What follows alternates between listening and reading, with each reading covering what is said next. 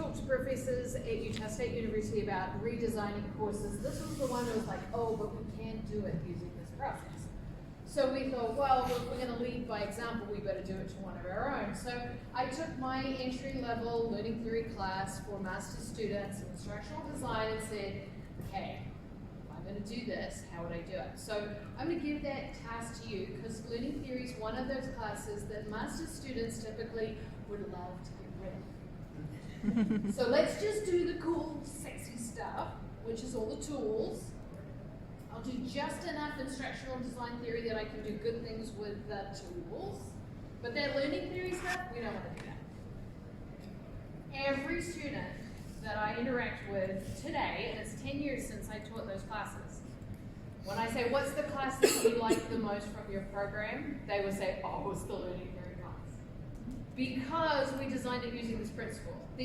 So let's see if you're smarter than us, we can come up with an even better version of learning theory. We'll see what we can generate. So tell me what you would do. Survey class, different theories, lots of weeks. We had 16 weeks to cover 15 courses. Also 15 theories. What would you do? Task center. What's the task that you want or the problem that you're going to solve for?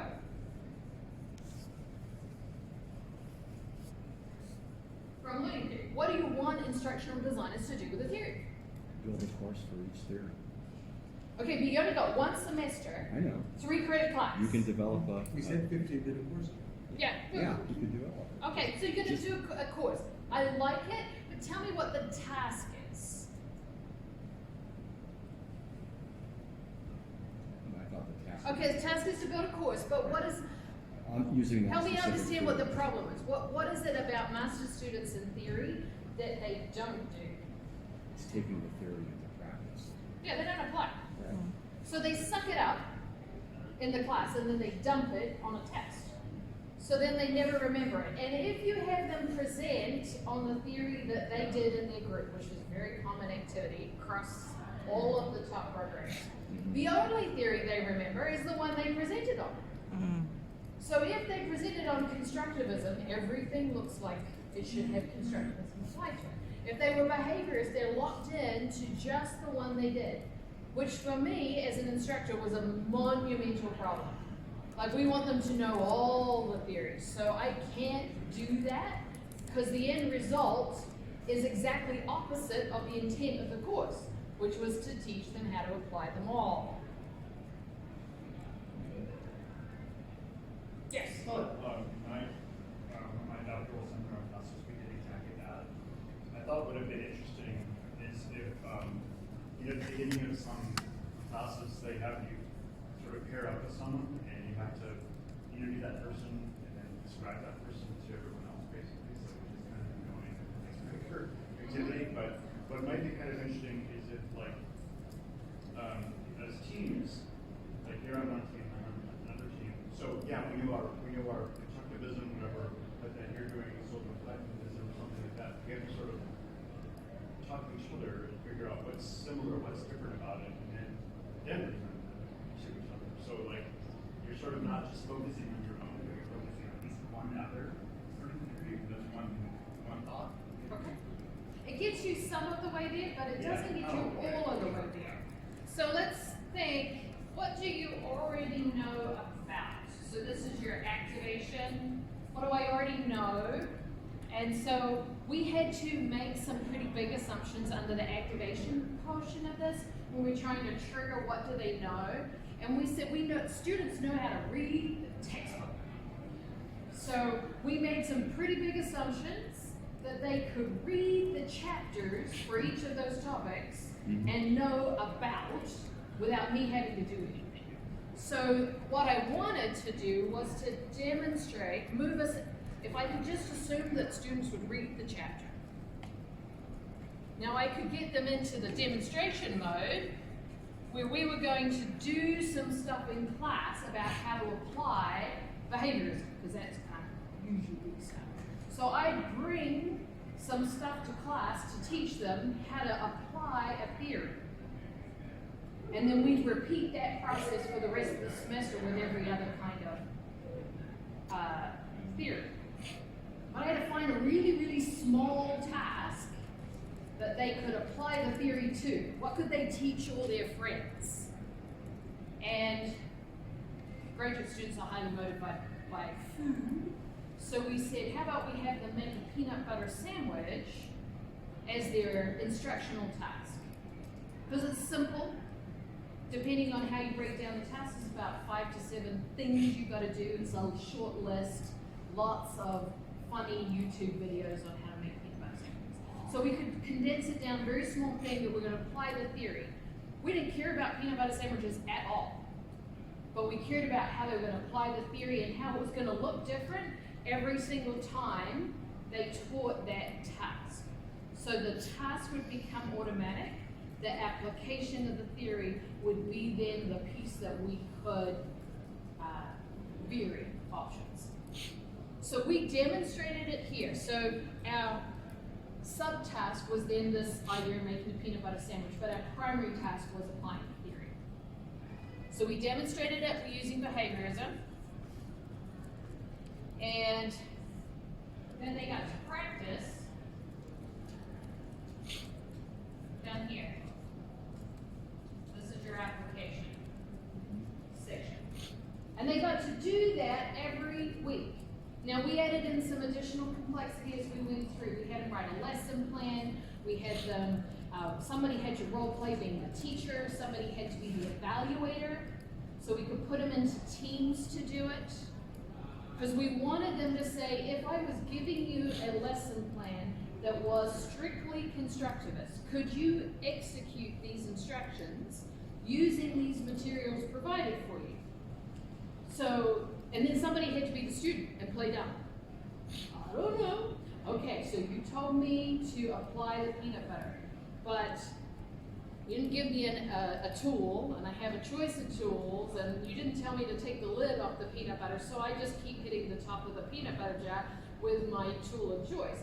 So we kind of set them up so they could only do what they were taught to do, and the teacher could only say what was on the training materials that were then given. Wow. Talk about change from reading the textbook to having to lift, how do I design instructional materials? How do I teach it to somebody else? And then how do I evaluate whether they apply using the theory? So if we're doing cognitive apprenticeship, what does that look like? How do I write a lesson plan that's all cognitive apprenticeship? How do I take them through? And then I'm taking the same task, designing the, creating the peanut butter sandwich, but I got to model it. I got to then use that theory to apply it. Because what I was driving to is integration.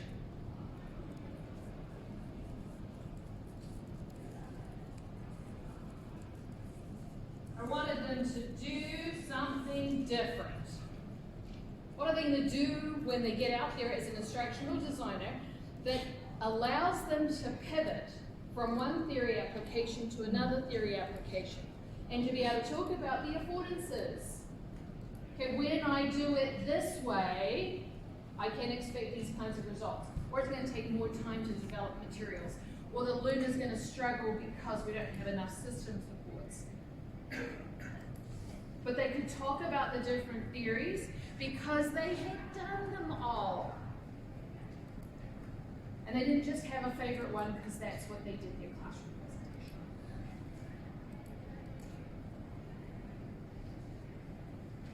And from a resource standpoint, so I'm teaching this in a face-to-face environment the first time I taught it, I used a lot of bread. The next time I taught it, we did it still in a face-to-face. I had the students bring their own resources.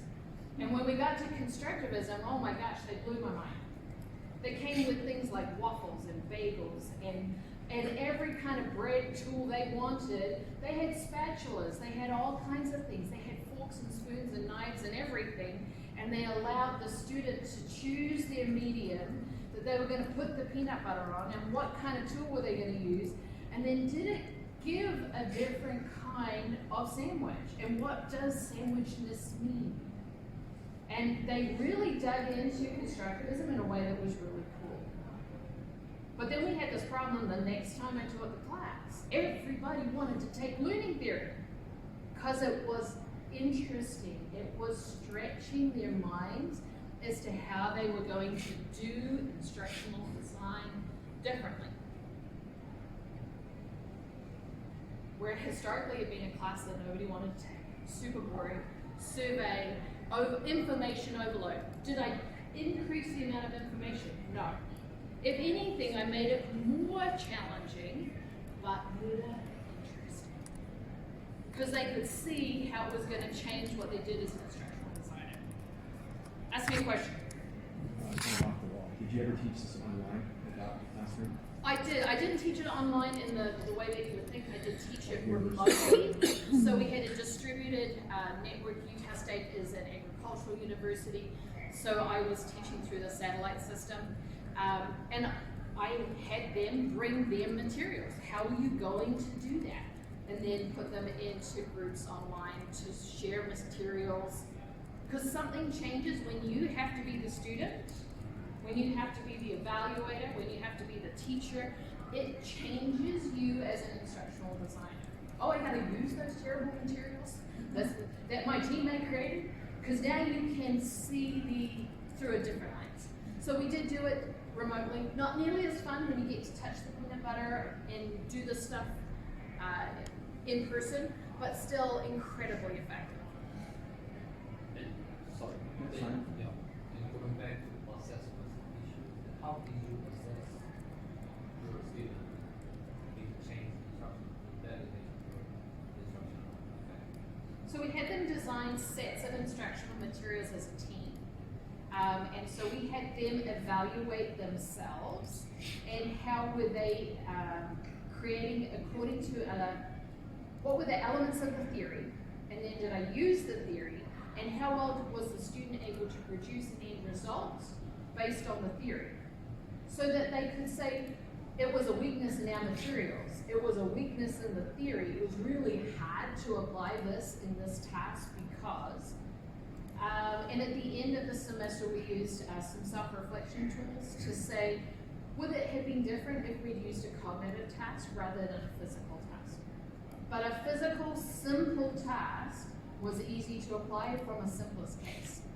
Now, if I was going to do advanced learning theory, I would have them replicate with more complex examples. But we started with a simpler learning theory, it was quite straightforward with behaviorism, to something that was much more complex to create forward with constructivism as the final theory. More questions? So another thing you can do if you have time, you can have them design a module of their own topic with a theory or theories of choice.